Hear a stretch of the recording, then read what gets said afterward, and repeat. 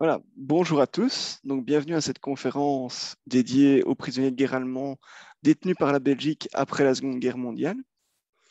Donc, je me présente, je m'appelle Pierre Muller, je suis doctorant en histoire contemporaine à l'UCL et je mène à l'heure actuelle une thèse de doctorat sur la question de ces prisonniers de guerre allemands détenus par la Belgique entre 1945 et 1948.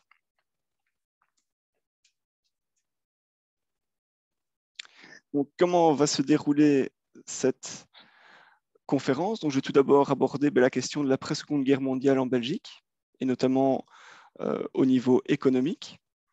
Je vais ensuite aborder les négociations menées entre le gouvernement belge et les Alliés pour obtenir des prisonniers de guerre allemands afin de reconstruire notre pays. J'évoquerai ensuite l'arrivée de ces prisonniers, leur mise au travail, le travail en lui-même, donc qui a lieu dans les mines, les bois, les champs, mais également dans les champs de mines. J'évoquerai ensuite avec vous la vie de ces prisonniers dans leur camp, les relations entre les prisonniers et les Belges, donc ici les civils et les gardiens. Et pour terminer, j'évoquerai le rapatriement des prisonniers vers l'Allemagne, ce qu'il reste d'eux à l'heure actuelle en Belgique. Et pour terminer sur une note plus locale, j'évoquerai le camp de Marimont. Donc voilà, je vais commencer comme promis par l'après-Seconde Guerre mondiale en Belgique et la bataille du charbon. Donc il faut savoir que la Belgique, au niveau économique, j'entends, sort relativement indemne du second conflit mondial. In fine, seule l'Ardenne a souffert des combats, ainsi que les villes de Liège et Anvers qui ont été bombardées par les V1. Donc on s'en sort bien par rapport aux pays voisins, comme la France qui a vu ses ports tout à fait ravagés par la guerre, et les Pays-Bas qui sont soumis à une famine à la même époque. Donc voilà, l'appareil industriel belge a peu souffert de la Seconde Guerre mondiale, relativement, on s'entend. Une chance aussi que notre pays a, c'est d'être un pays important pour l'effort de guerre allié. Pourquoi? Tout simplement parce qu'au niveau géographique, nous sommes une plaque tournante entre, d'une part, la France et d'autre part, l'Allemagne et les Pays-Bas. Et surtout, nous avons le port d'Anvers, qui, bien qu'il a dû être déminé après les combats, est tombé intact aux mains des Alliés. Dans ce tableau relativement positif, il y a cependant une ombre, la situation de l'industrie charbonnière, dont la production est en berne depuis la fin de la guerre.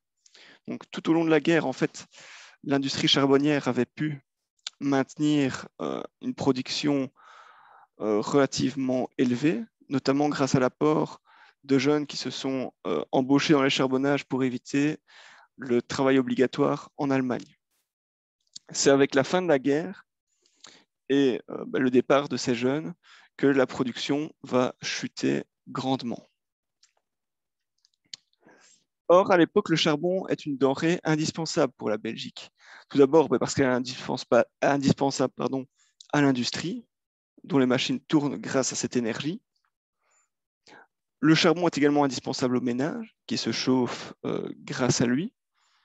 Et enfin, le charbon participe également à l'effort de guerre des Alliés, notamment en alimentant les trains de ravitaillement. Donc, comme j'ai déjà expliqué, le nœud du problème est la main-d'œuvre. Donc, comme j'ai déjà expliqué, toute une série de jeunes qui s'étaient embauchés dans les charbonnages pendant la guerre sont partis. Une main-d'œuvre étrangère qui était présente avant-guerre dans les charbonnages a dû quitter également ceux-ci suite au déclenchement du conflit. Et enfin, c'est un problème important, c'est que les métiers de la mine ne sont plus populaires parmi la population. En effet, à l'époque, il existe des moyens nettement moins dangereux et beaucoup plus rémunérateurs pour gagner sa vie. Donc, pour faire face à ce manque de main-d'œuvre, le gouvernement belge va tout d'abord tenter de négocier avec d'autres pays européens l'arrivée de travailleurs. Donc, on va tout d'abord négocier avec l'Italie, qui malheureusement va ne pas pouvoir fournir des ouvriers en suffisance. Pourquoi? Parce que de nombreux Italiens sont encore prisonniers de guerre aux mains des Alliés.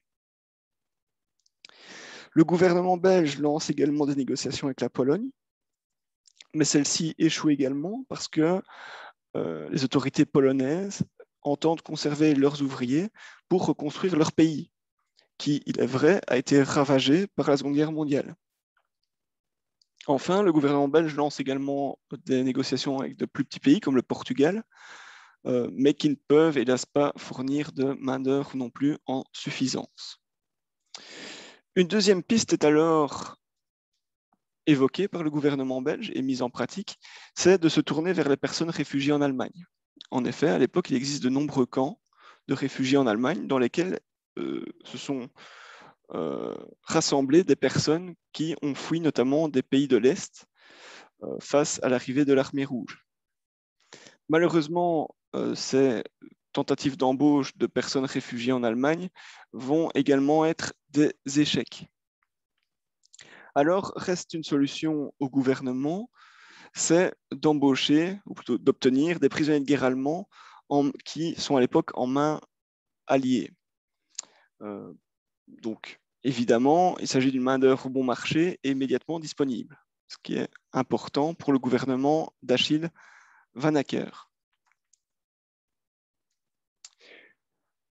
Donc, le gouvernement belge va lancer des négociations avec le haut commandement allié, donc le chef, en mars 1945. Ces négociations vont pas se faire sans mal. Il va y avoir quelques freinages, notamment de la part des Britanniques, qui se posent des questions sur notamment la mise au travail des prisonniers dans des mines. Et notamment sur la question de savoir s'il s'agit de conditions de travail acceptables pour des prisonniers de guerre qui sont protégés, je le rappelle, par la Convention de Genève. Face à ces hésitations britanniques, on verra l'intervention de Jean Verkleyen, qui est le chef de cabinet d'Achille Vanacker, le Premier ministre, qui va exposer aux Britanniques le fait que les mines belges sont tout à fait salubres et garantissent des conditions de travail correctes. Donc, ayant vaincu les réticences alliées, va débuter en avril 1945 ce qu'on appellera l'expérience limbourgeoise. Donc, le 21e groupe d'armée britannique va livrer dans les charbonnages limbourgeois environ 15 000 prisonniers de guerre allemands qui vont être mis au travail sous autorité belge pour voir un petit peu, déjà pour montrer à la Belgique ce que c'est la mise au travail de prisonniers de guerre, mais également pour voir s'il est intéressant réellement, économiquement parlant, de faire travailler des prisonniers de guerre allemands. Au final, cette expérience va se révéler concluante. Et donc, le gouvernement belge va pousser plus loin les négociations avec les Alliés. À cette époque, deux possibilités sont mises en exergue. La première est le transfert pur et simple des prisonniers de guerre allemands au gouvernement belge. Donc, les Britanniques et les Américains se déchargent tout à fait de la charge de ces prisonniers, qui seront entièrement à charge du gouvernement belge, qui peut en faire ce qu'il veut. Ou bien, une deuxième solution évoquée est l'emprunt de ceux-ci dans des camps américains ou britanniques. Dans ce cas de figure, donc les prisonniers restent à charge des Américains et des Britanniques, qui sont toutefois payés par le gouvernement belge au niveau de la nourriture et de l'encadrement de ces prisonniers. Mais le gouvernement belge ne peut pas en faire ce qu'il veut, étant donné qu'ils sont encore officiellement en main britannique et américaine. Donc, au final, les deux parties se mettent d'accord pour la première solution, donc c'est-à-dire un transfert pur et simple des prisonniers de guerre au gouvernement belge, tout simplement parce que les deux parties y gagnent avec cette solution.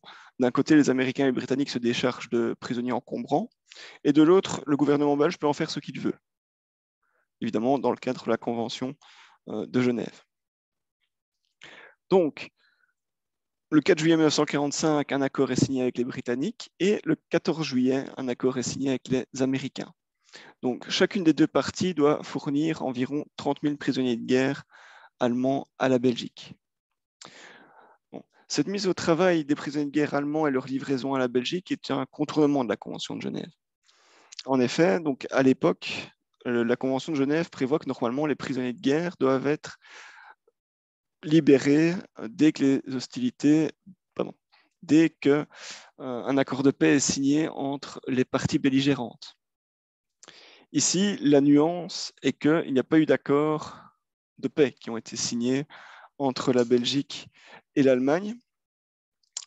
Et donc, même si c'est contraire, on va dire, à l'esprit de la Convention de Genève, on ne la viole pas tout à fait. Donc voilà, c'est un petit peu un contournement intelligent, on va dire, de cette convention de 1929.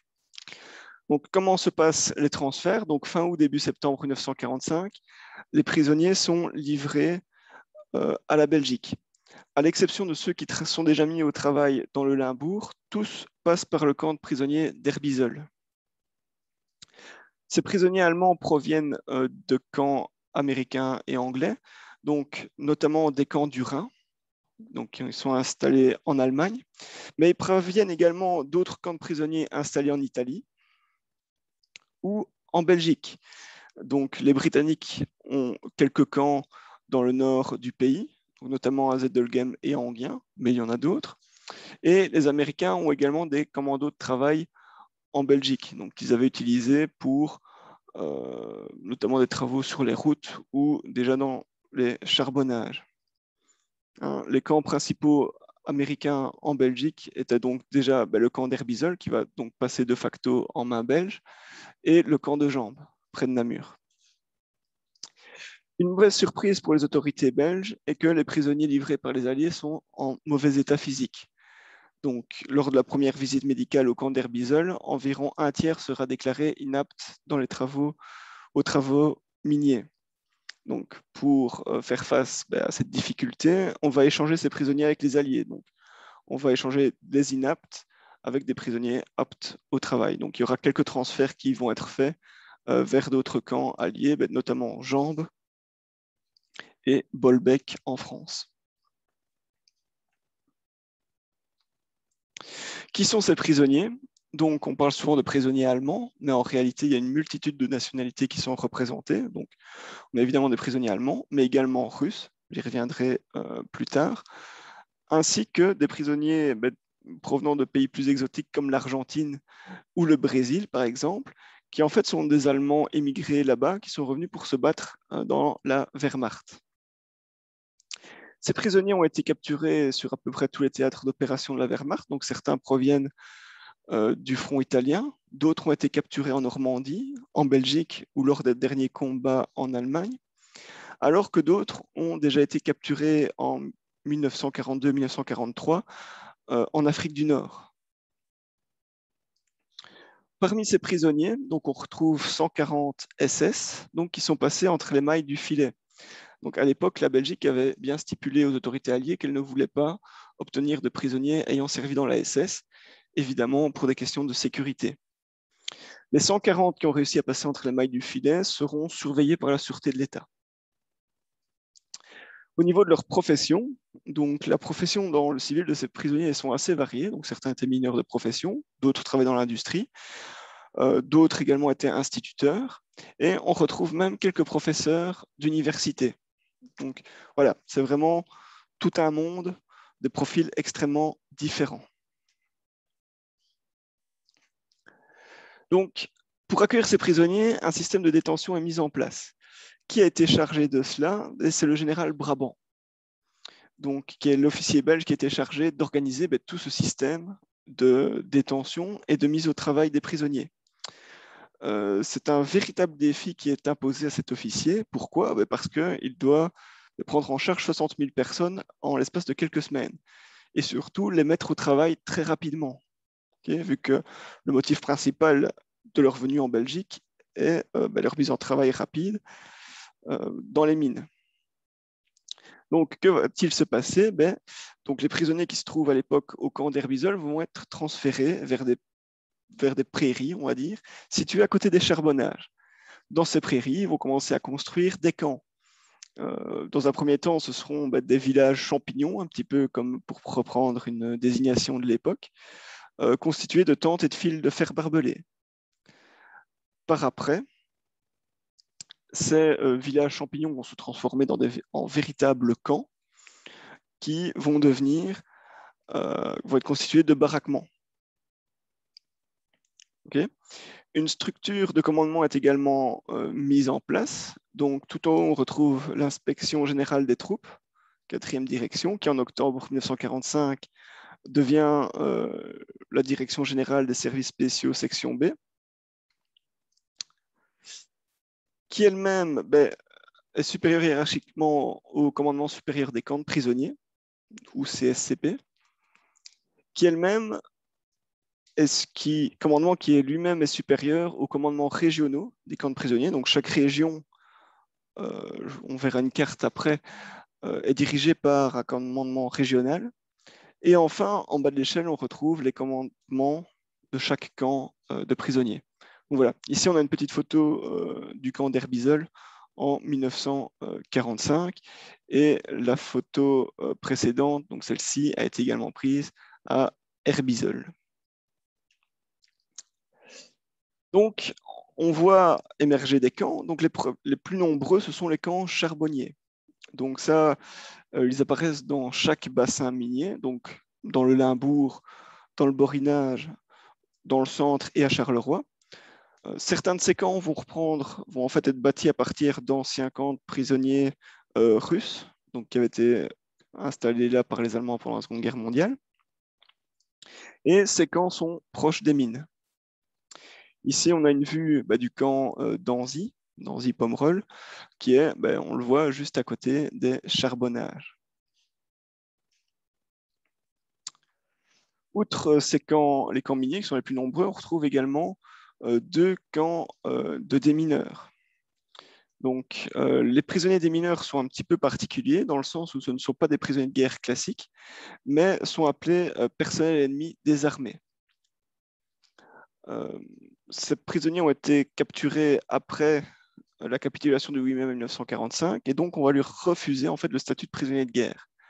Par conséquent, ils ne sont plus protégés par la Convention de Genève.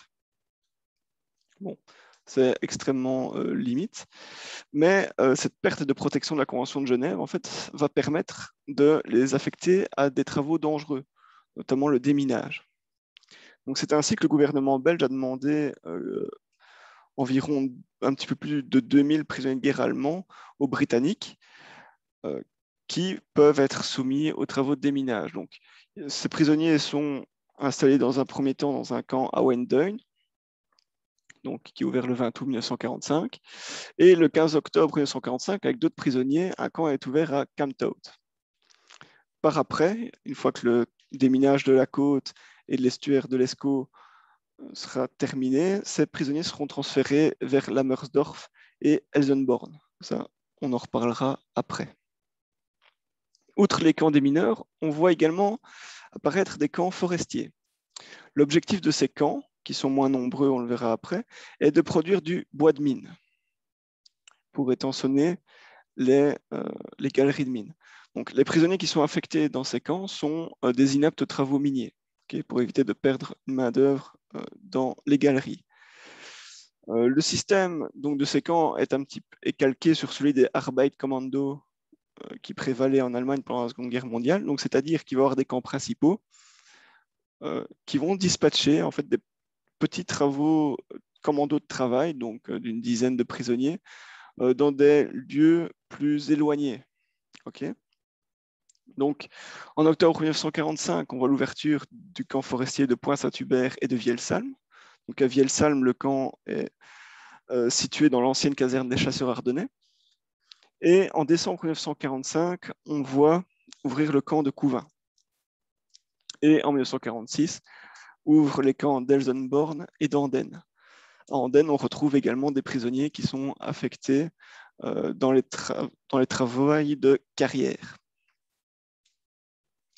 Enfin, je vais également aussi aller pour votre culture générale. Donc, un camp devait également être ouvert à La Roche, mais le projet est abandonné.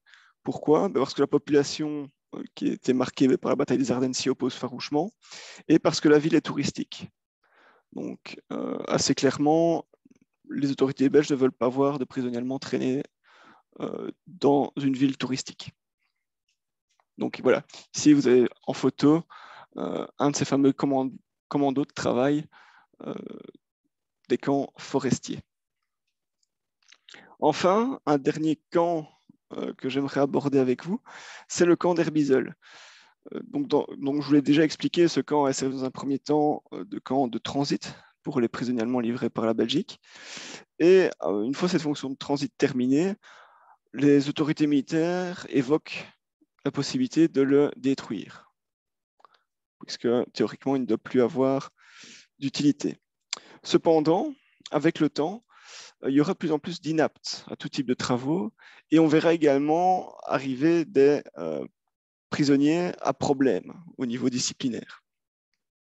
Et donc, les autorités militaires belges décident de maintenir le camp d'Herbisel et de le transformer en pénitencier. Donc, camp pénitencier dans lesquels les conditions de vie seront plus rudes. J'y reviendrai après. Donc voilà, vous avez ici une carte des camps. Donc, on voit ici les camps des mineurs de Calm, Taut et de Wenduin. Okay, il y aura également quelques démineurs au camp de Yabek. On voit également le CSCP, donc le commandement supérieur des camps de prisonniers qui est situé à Bruxelles. Et ici, on voit dans chaque région minière les différents camps et commandements régionaux. Donc ici, on a le centre, le Borinage et Charleroi. Ici, le Limbourg et Liège.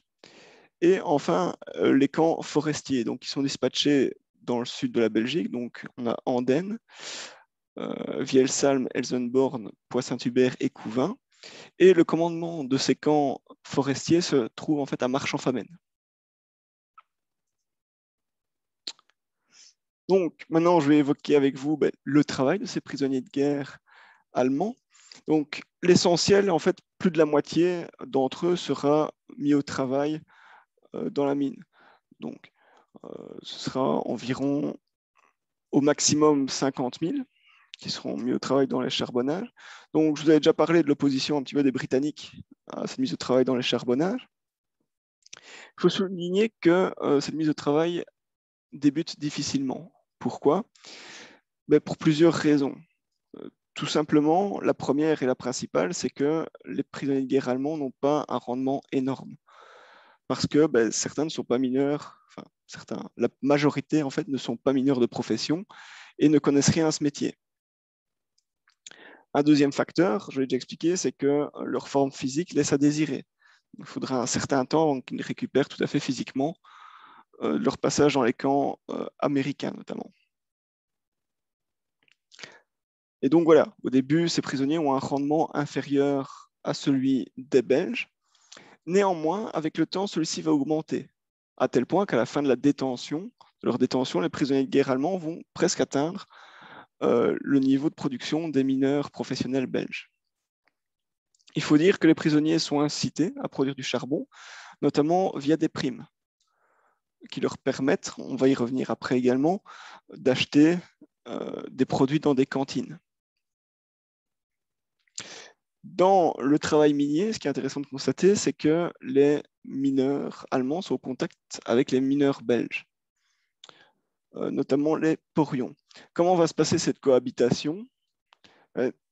Au tout début, les prisonniers doivent évidemment affronter déjà la vision qu'ont les Belges des Allemands à l'époque. Les Belges ont souffert de l'occupation allemande. En plus de ça, les mineurs belges ont tendance à voir ces prisonniers comme des briseurs de grève.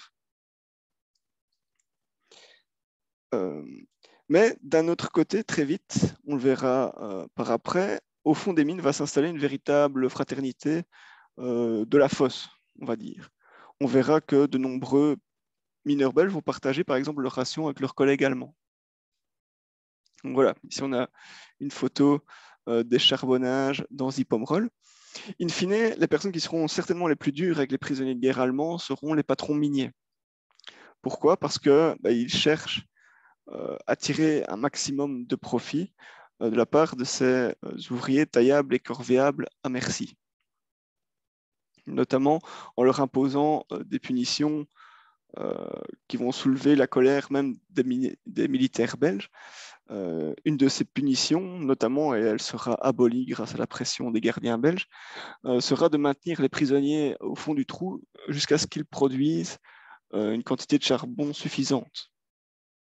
Mais cette mesure qui a été prise par les patrons charbonniers pendant un temps sera abolie en fin de compte.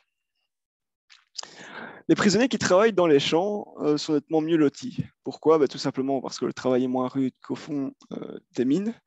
Aussi, ils peuvent compter sur des portions alimentaires beaucoup plus abondantes que leurs collègues travaillant dans les mines. Il s'agit donc d'un travail qui est essentiellement donné à des prisonniers qui sont jugés inaptes aux travaux miniers. En effet, un des problèmes, c'est qu'avec le temps, de plus en plus de prisonniers vont devenir inaptes au travail de la mine pour des raisons diverses et variées. Et le gouvernement belge ne peut pas les rapatrier en Allemagne.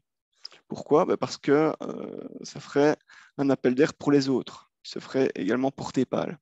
Donc à la place de les interner pour rien et qu'ils ne deviennent une charge pour le gouvernement, on va décider de les employer dans les champs, où ils vont faire des tâches diverses et variées, notamment pendant les périodes de moisson. Il faut également signaler la présence de prisonniers dans l'industrie, notamment dans l'industrie optique, où certains, qui sont des ouvriers spécialisés en Allemagne, apportent leur expérience aux Belges. On noterait également la présence de quelques prisonniers à l'université de Liège. Un travail qui est remis en question par la Convention de Genève, évidemment, qui interdit toute forme de travail dangereux ou insalubre, est le déminage. Or, comme je vous l'ai déjà expliqué, la Belgique a pu obtenir quelques prisonniers qui ne sont pas protégés par la Convention de Genève et va les mettre au travail aux côtés des démineurs belges chargés de déminer la côte et l'Ardenne.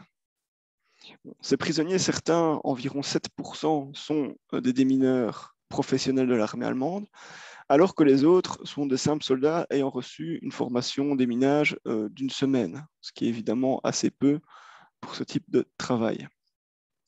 Cependant, il convient de souligner que ces prisonniers ne vont pas être envoyés au casse-pipe. Bon, même si 22 vont décéder et 33 vont être blessés dans des accidents, leur taux de perte n'est pas plus élevé que celui des démineurs belges.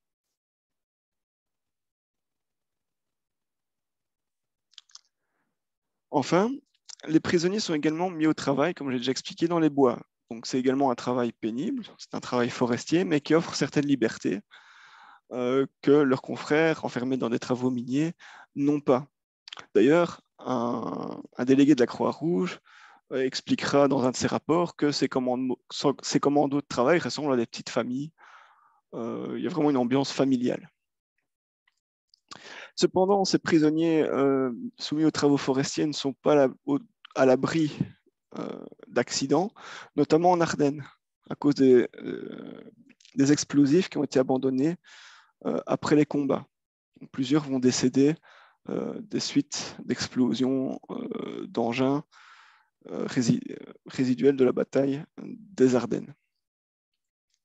En marge, ces prisonniers qui sont affectés, je l'ai déjà dit, dans des camps situés dans des régions touchées par la bataille des Ardennes, vont servir à la reconstruction, notamment à Bastogne, où quelques prisonniers vont être logés dans la caserne des chasseurs ardennais et vont aider à la reconstruction de la ville. Enfin, il faut également souligner que certains prisonniers sont mis au travail dans les camps mêmes.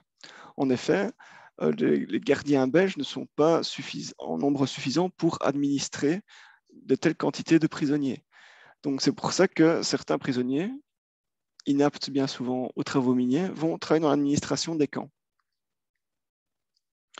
Certains sont dans l'administration, d'autres vont avoir des tâches plus manuelles, notamment dans les garages, parce qu'il faut bien entretenir le charroi dédié au camp de prisonniers. Donc certains prisonniers, comme ici à Herbisol, au garage d'Herbisol, vont servir dans les camps. D'autres vont également avoir un emploi plutôt de police en étant chargés de surveiller leurs congénères.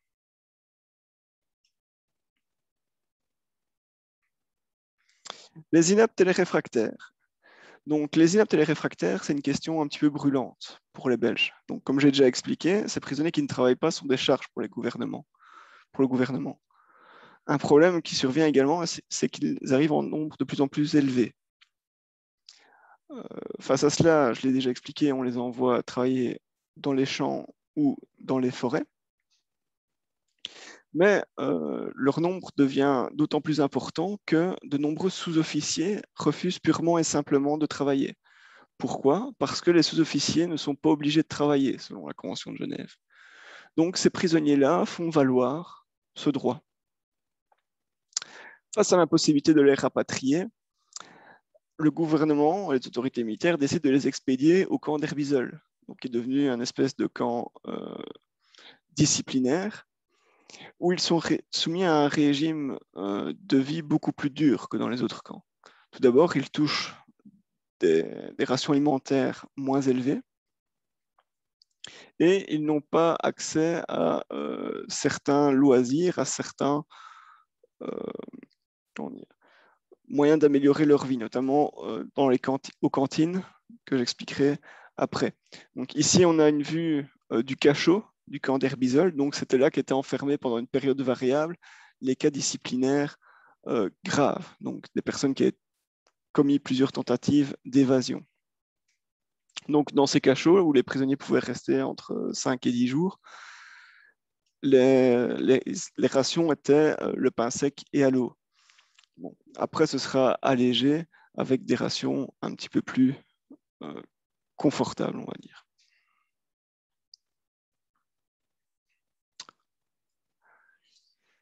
Ensuite, je vais évoquer ici justement la vie dans les camps prisonniers de manière générale, donc à l'exception d'Herbizol.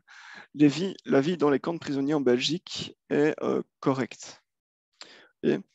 Donc, les prisonniers reçoivent pour se nourrir une ration de base qui correspond à la ration civile belge. Donc, la population belge est en effet à l'époque encore rationnée. Mais ces rations peuvent être améliorées notamment grâce au rendement des prisonniers qui gagnent de l'argent qu'ils peuvent dépenser dans les cantines. Donc, que sont les cantines? Donc, ici, on a vu la vue d'une de ces cantines. Donc, ce sont comme des magasins, des cafétérias, dans lesquels les prisonniers peuvent acheter des produits de la vie courante, donc comme du savon, des rasoirs, etc., mais aussi des compléments alimentaires. Donc, je pense notamment de la charcuterie, des gâteaux, des fruits, des légumes, etc. Dans ces cantines, ils peuvent également acheter de l'alcool, notamment de la bière, qui a beaucoup de succès. Donc on verra aussi certaines cantines se transformer à l'occasion en véritables tripots.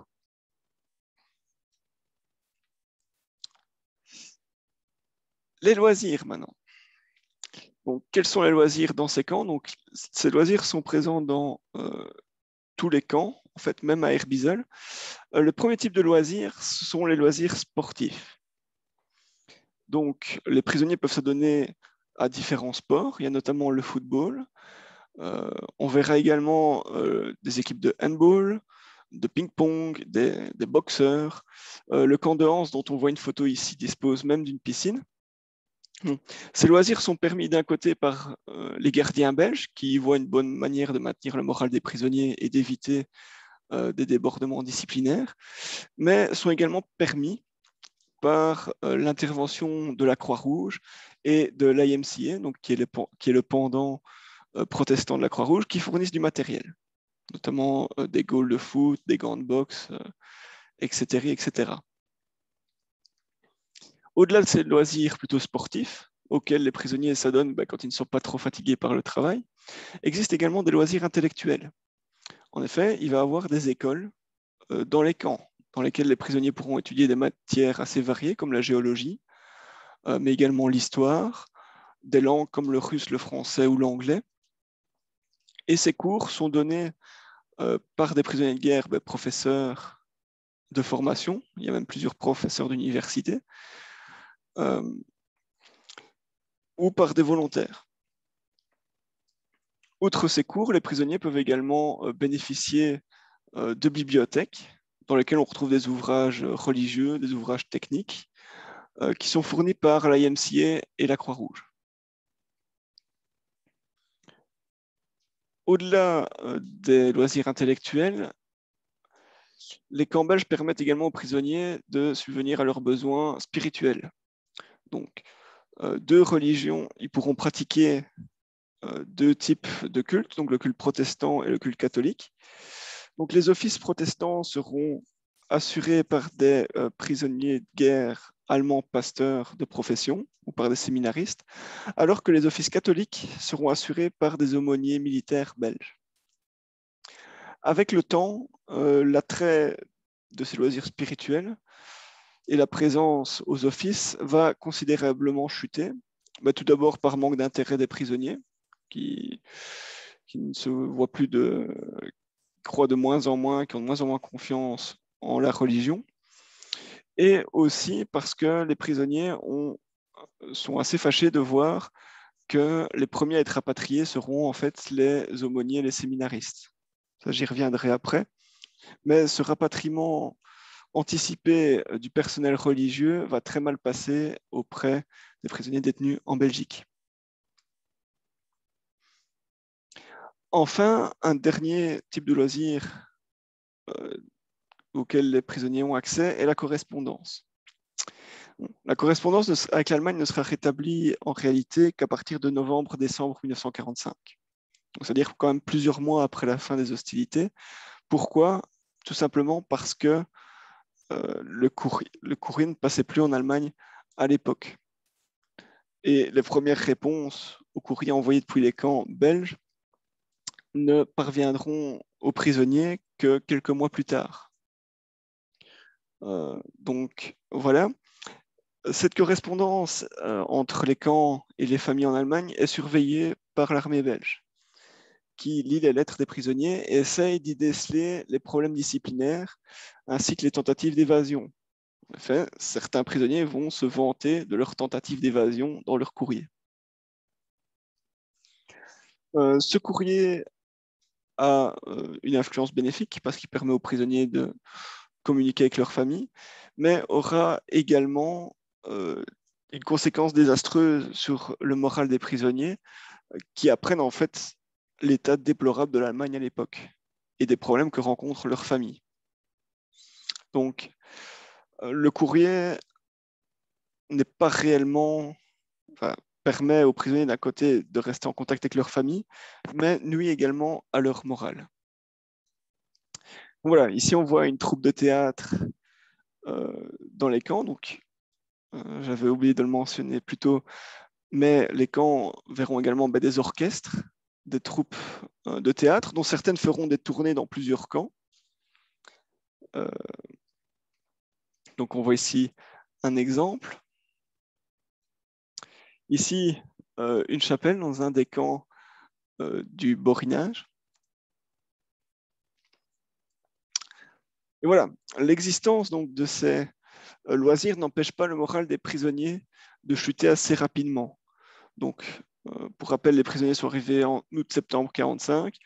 Leur morale va rester relativement élevée jusqu'à la fin décembre. Pourquoi? Parce que beaucoup, en fait, imaginent qu'ils vont être rapatriés en Allemagne au mois de décembre 1945. Quand ils verront que ce n'est pas le cas, le moral va commencer à chuter. Et cette chute va être d'autant amplifiée par le fait que le gouvernement belge refuse de donner des perspectives de rapatriement. Donc, ils ne savent pas quand est-ce qu'ils vont être rapatriés.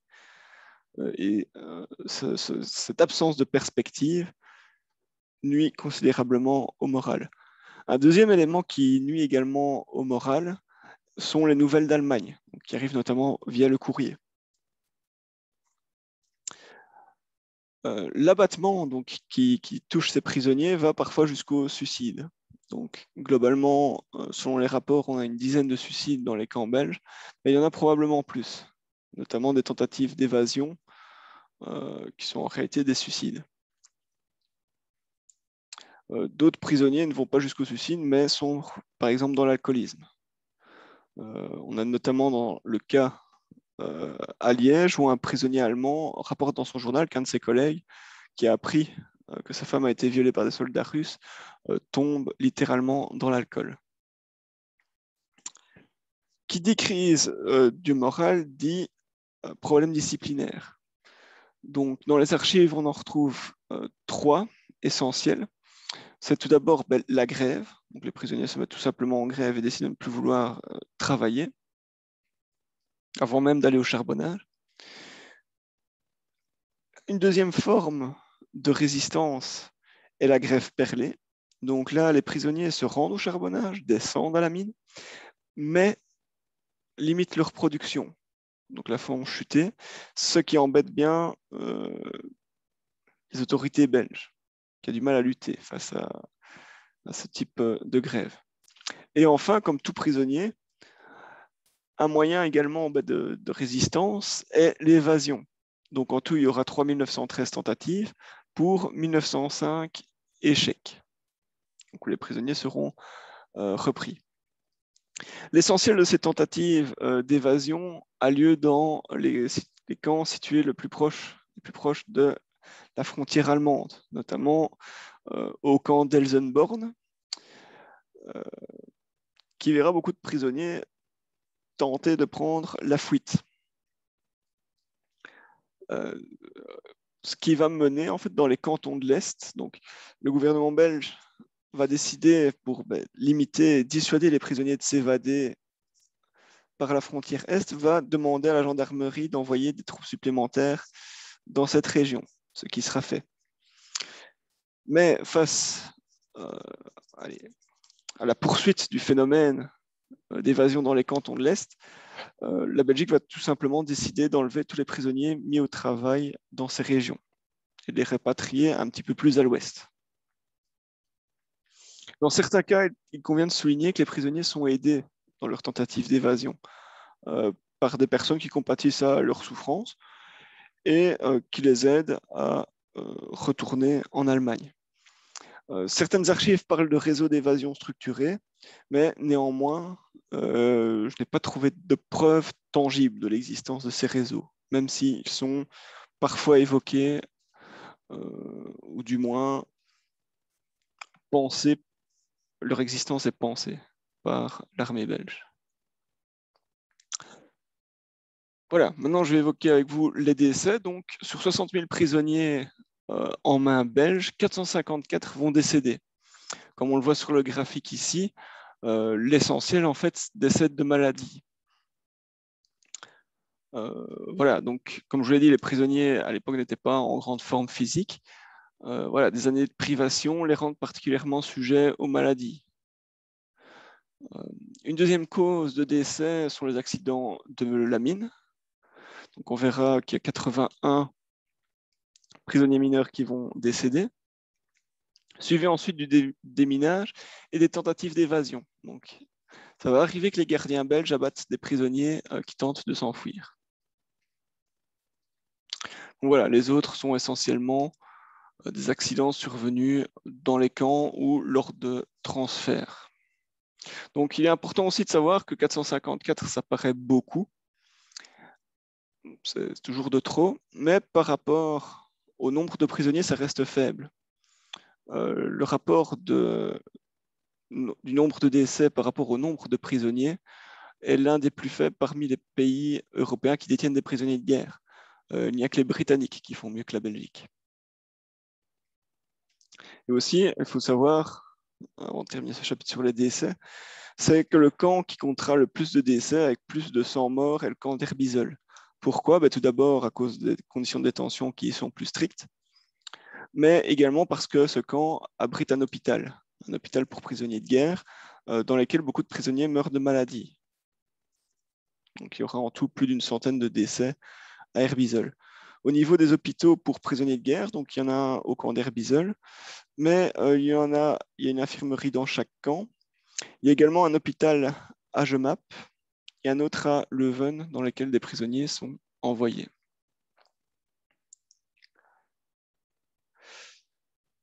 Maintenant, je vais évoquer avec vous les relations entre les prisonniers et les gardiens. Donc, qui sont les gardiens belges? Donc, souvent, dans un premier temps, les gardiens appartiendront au bataillon de fusiliers, donc qui ont été formés à la fin de la guerre pour aider les Alliés. Et dans un deuxième temps, les gardiens seront également des conscrits, qui feront leur service militaire affectés à la guerre des prisonniers. Beaucoup de ces gardiens belges sont des anciens prisonniers de guerre, ils ont été eux-mêmes prisonniers de guerre en Allemagne, ou sont des anciens maquisards. Ce sont donc des gens qui ont eu à souffrir des actes de l'armée allemande. Malgré la souffrance que ces guerres ont pu avoir dans les camps de prisonniers en Allemagne, on remarquera que ceux-ci font preuve d'extrêmement peu de violence vis-à-vis des prisonniers de guerre allemands. D'ailleurs, ceux-ci, dans leur courrier, ne se plaignent pas beaucoup des gardiens belges. Bon, il y aura quelques cas de violence qui seront évoqués, mais dans l'ensemble, ce n'est pas plus d'une dizaine de plaintes, donc, ce qui reste relativement limité. Par ailleurs, certains gardes prendront même parti pour les prisonniers de guerre allemands qui sont soumis à des punitions exagérées de la part des patrons miniers. Donc voilà, c'est assez intéressant. Ce qui est également important à signaler, c'est que dans certains cas, les gardiens subissent eux-mêmes la pression de leurs compatriotes belges qui estiment qu'ils sont trop doux avec les prisonniers de guerre allemands. Donc, parfois, ces gardiens sont pris entre le marteau et l'enclume, alors que leur situation est assez délicate. En effet, les gardiens vivent dans des conditions matérielles assez précaires. Donc on voit ici une caricature dans laquelle on voit un prisonnier allemand qui vend sa couverture à son gardien. Mais la situation n'est pas si loin de la réalité. Par exemple, au camp d'Herbisol, certains gardiens vont devoir se construire des abris avec des annonces de café, ce qui est évidemment loin d'être confortable. Alors que dans le Limbourg, certains gardiens officieront dans un premier temps dans des habits civils parce qu'ils n'ont pas assez d'habits militaires. Donc voilà, en plus ces gardiens sont assez mal payés et n'ont des rations alimentaires qu'assez réduites, parfois même plus réduites que les prisonniers de guerre allemands qu'ils encadrent. Maintenant, les relations entre les prisonniers de guerre allemands et les civils belges. Donc les débuts, évidemment, sont assez difficiles entre la population belge, qui, évidemment, est germanophobe à l'époque, au vu de ce qu'elle a dû subir pendant la guerre. Donc, dans certains cas, les prisonniers de guerre allemands seront insultés, caillassés. On leur crachera dessus lorsqu'ils se rendent à la mine. Mais avec le temps et la multiplication des contacts, on voit qu'il y a un certain apaisement dans les relations entre les prisonniers et les civils. Et un élément majeur qui va intervenir, c'est la mise au travail des prisonniers allemands dans les fermes, dans les campagnes. Pourquoi? Parce qu'ils intègrent les foyers belges. Et à ce moment-là, ils vont petit à petit s'intégrer dans les familles, à tel point que des amitiés vont naître, voire même des histoires d'amour. Dans les mines, je l'ai déjà évoqué tantôt, mais les prisonniers allemands et les ouvriers mineurs belges vont également sympathiser assez rapidement. Pourquoi? Tout simplement au nom de la fraternité du métier de mineur. Donc, comme j'ai déjà dit, certains vont partager leurs rations entre eux. En plus, les ouvriers belges et les prisonniers allemands ont un ennemi commun qui est le patron. Un dernier point que je voudrais soulever au niveau des relations entre les prisonniers allemands et les civils belges, c'est que souvent, les enfants vont jouer un rôle dans l'apaisement des relations et vont souvent servir d'intermédiaires. Certains prisonniers allemands vont devenir des compagnons de jeu pour les enfants. Ici, on voit une petite fille du camp d'Herbisol qui joue avec Max, le chien des prisonniers allemands du camp. Donc voilà, certains prisonniers allemands vont également soigner des enfants belges. Donc, on voit que vraiment il y a une confiance importante qui s'installe entre à la fois les civils belges et les prisonniers allemands. Après le temps de la mise au travail vient le temps du rapatriement. Au début de l'année 1946, donc au final peu de temps après le début de la mise au travail des prisonniers de guerre allemands, de nombreuses pressions commencent à s'accumuler allant à l'encontre de cette détention. Ces pressions proviennent d'une part des États-Unis, qui commencent eux-mêmes à libérer leurs prisonniers de guerre, mais également du pape, qui appelle à la libération de ces hommes. Donc la question du rapatriement des prisonniers de guerre est envisagée dès le mois de mars 1946. Évidemment, ce rapatriement suscite l'opposition des patrons miniers qui craignent une chute du nombre d'ouvriers dans les charbonnages. Mais au final, ceux-ci seront rassurés par le début, la reprise plutôt, des négociations avec les autorités italiennes qui promettent l'arrivée en grand nombre de mineurs. Comment organise-t-on le rapatriement des prisonniers de guerre allemands? Mis à part les rapatriements anticipés que j'évoquerai par après, le rapatriement se fait au mérite. Donc, ça va tout d'abord être les prisonniers mineurs qui vont être rapatriés, et notamment ceux qui ont le taux, le rendement le plus élevé, pour inciter tous les prisonniers, évidemment, à adopter une attitude au travail exemplaire et pour hâter le rapatriement. Au final, les derniers qui seront rapatriés seront les prisonniers de guerre détenus dans les services généraux des camps, étant donné qu'ils doivent participer à la vente des camps, et des prisonniers mis au travail dans les exploitations agricoles, dont les conditions de vie sont plus clémentes. Donc, ces rapatriements vont s'échelonner entre le début de l'année 1947 et jusqu'au le 1er janvier 1948. À cette époque, il ne reste que 70 mécaniciens au camp d'Herbisel, qui sont chargés notamment de l'entretien des véhicules qui vont être vendus aux particuliers. Parce que voilà, les camps, étant donné que la mise au travail des prisonniers se termine, on ne peut pas maintenir les camps vides. Qu'est-ce qui va se passer? C'est que ceux-ci vont être vendus au charbonnage ou à des particuliers qui vont y faire loger dans un premier temps les familles italiennes qui remplacent les prisonniers de guerre allemands.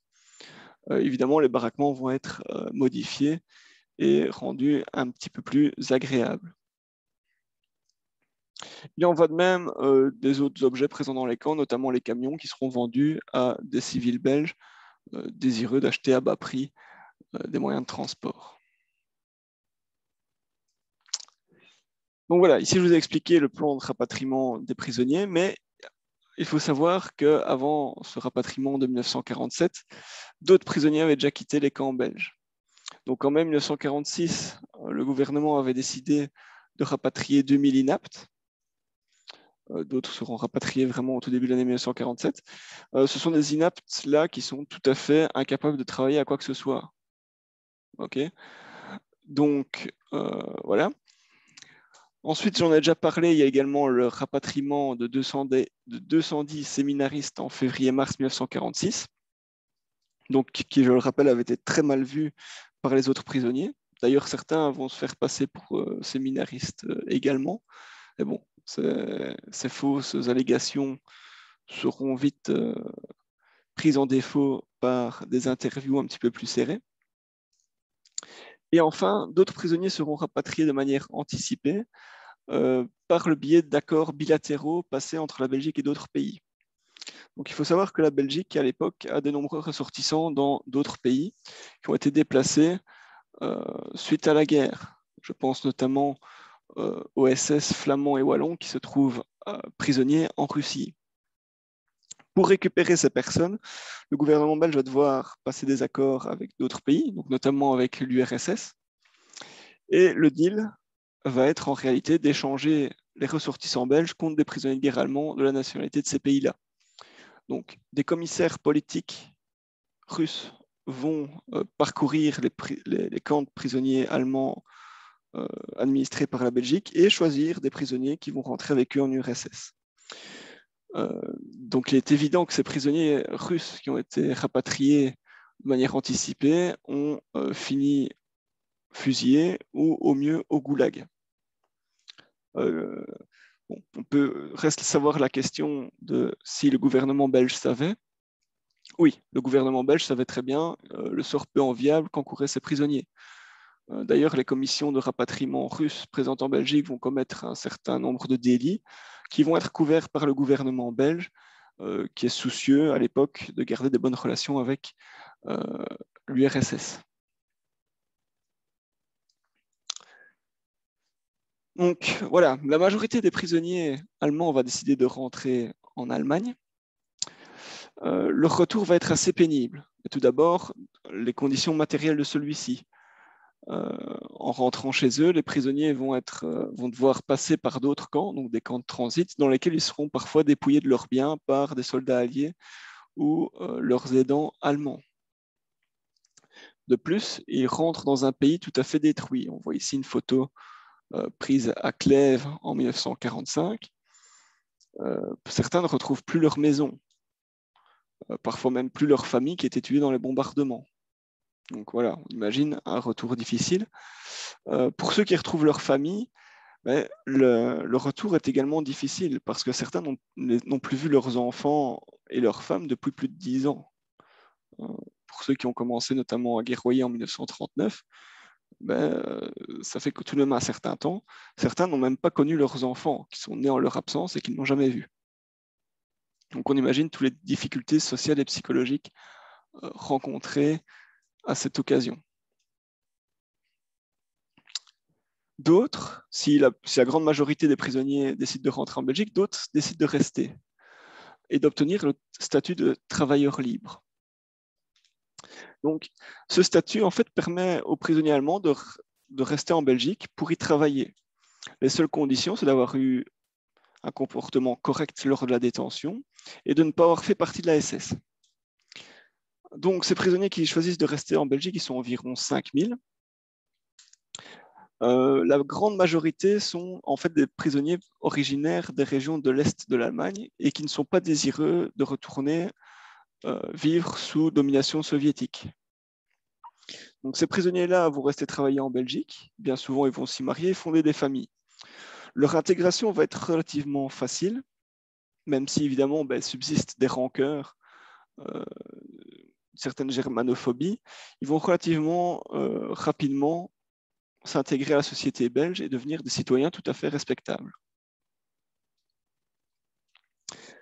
À l'heure actuelle, que reste-t-il des prisonniers de guerre allemands détenus en Belgique? Bon, tout d'abord, il y a évidemment leurs descendants qui vivent toujours à l'heure actuelle dans notre pays.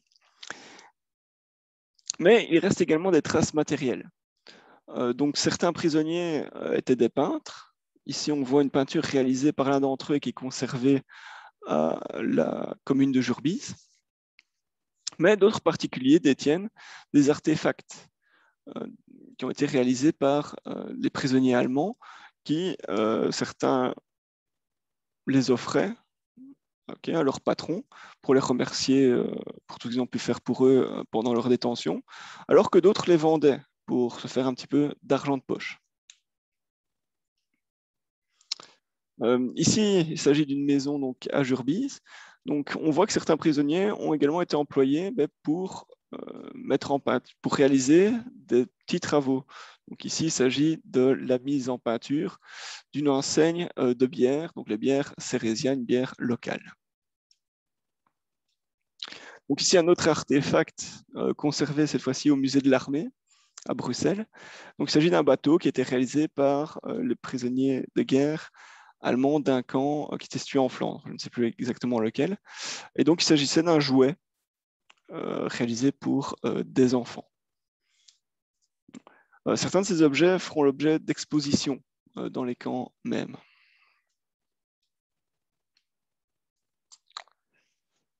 Voilà. Outre les artefacts qui peuvent rester, il convient de souligner que la question des prisonniers de guerre allemands en Belgique souligne des enjeux mémoriels importants. Donc, on voit ici une plaque qui a été posée au camp de prisonniers de guerre allemands d'Herbisel. Ce qui est bien important, c'est qu'il faut rester, pour considérer cette thématique, le plus objectif possible, adopter vraiment une démarche historienne, parce que d'un côté, il est difficile de conserver, d'évaluer ces prisonniers tous comme des victimes, dans la mesure où ils ont servi dans une armée qui a quand même ravagé l'Europe pendant plusieurs années. Et d'un côté, on ne peut pas tous non plus les considérer comme des criminels, dans la mesure où la plupart n'avaient rien demandé à personne. Donc la prudence s'impose réellement. Il faut vraiment faire preuve de détachement et éviter de tomber dans un excès ou dans l'autre. Voilà, je vais terminer donc comme promis cette conférence en évoquant rapidement le camp de Marimont, donc qui fait partie du commandement régional des camps prisonniers du centre. Le nom de code de Marimont était CE3. Donc, dans un premier temps, il faut savoir qu'un camp a été aménagé dans les bâtiments du charbonnage de Marimont-Bascou. Mais en septembre 1945, un véritable camp minier est créé. Donc, il dessert plusieurs puits. Donc, le premier est le puits numéro 7 à Chapelle-les-Herlémont. Le second est le puits numéro 5 à Trasny. Le troisième est le puits numéro 6 à Piéton. Et le dernier est Saint-Arthur à Marimont. Donc, outre leur travail dans la mine, certains prisonniers travaillent également dans les industries locales. Par exemple, certains prisonniers travaillent dans la boulangerie Le Progrès. Okay, donc, il s'agit d'un groupe de 30 prisonniers. Bon, c'est un camp relativement classique. Un des seuls faits saillants sortant de ce camp est la blessure par mégarde d'un prisonnier par un gardien qui tire par erreur dessus. C'est quelque chose qui est arrivé plusieurs fois dans les camps de prisonniers où les gardiens oublient de mettre la sécurité de leurs armes et tirent par erreur sur des prisonniers. Donc, par erreur ou volontairement, bon, certains rapports sont assez discutés. En tout, au camp de Marimont, j'ai pu relever 13 décès. Donc la plupart sont des accidents miniers ou des maladies. Et voilà, le camp donc, de Marimont sera fermé le 10 août 1947 et les effectifs qui restent sont transférés vers 2 autres camps de la région du centre, donc à Ressay et à Morage. Donc voici quelques caricatures donc, réalisées au camp de Marimont, réalisées par un prisonnier de guerre allemand. Ici, un programme de pièces de théâtre, provenant également de la troupe de Marimont. Donc oui, un élément aussi que je voudrais vous apporter, dont je n'ai pas parlé tantôt, c'est qu'il y a quand même certaines communications entre les camps. Donc, je vous ai déjà expliqué tantôt qu'il y avait des camps, des troupes de théâtre qui faisaient des tournées dans certains camps, mais il y avait également parfois des journées sportives, intercamps, dans lesquelles avaient lieu des tournois de foot, des tournois d'athlétisme, par exemple. Donc, la tenue de ces événements dans lesquels des équipes de prisonniers voyagent vont véritablement prendre de l'ampleur seulement au cours de l'année 1946, quand la discipline va commencer à devenir un petit peu moins stricte. Donc voilà ici une carte des différents camps de la région du centre. Donc ici, on a le camp de Ressay, le camp de Morage ici, et le camp de Marimont est ici. Donc voilà, nous arrivons ici à la fin de cette conférence. Donc il s'agit d'une introduction, évidemment. Il y a beaucoup de choses à dire. Il y a certainement beaucoup de points qui méritent d'être encore explorés et sur lesquels vous devez vous poser des questions. Donc si vous avez des questions, n'hésitez pas à me les poser. Le musée de Marimont vous communiquera mon adresse email. J'y répondrai avec un grand plaisir. Et voilà, donc n'hésitez pas à me poser vos questions. Bon, je suis un petit peu désolé que cette conférence ait dû se faire en ligne. C'est la première fois que je fais ça. Donc voilà, je vous remercie pour votre attention et je souhaite évidemment vous rencontrer quand cela sera possible. Voilà, bonne fin de journée.